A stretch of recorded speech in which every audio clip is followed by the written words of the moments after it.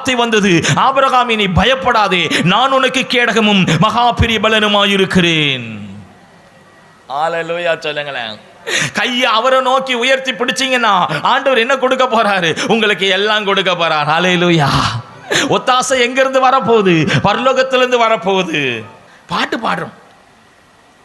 வானமும் பூமியும் படைத்த வல்ல தேவனிடம் இருந்தே, வானமும் பூமியும் படைத்த எண்ணுக்கடங்கா நன்மைகள் வருமே, என் கண்கள் ஏறெடுப்பே. எண்ணுக்கடங்கா நன்மைகள் வருமே, என் கண்கள் ஏறெடுப்பே. எனக்கொத்தாசை வரும் பர்வதம் நேரால் என் கண்களை ஏறெடுப்பேன்.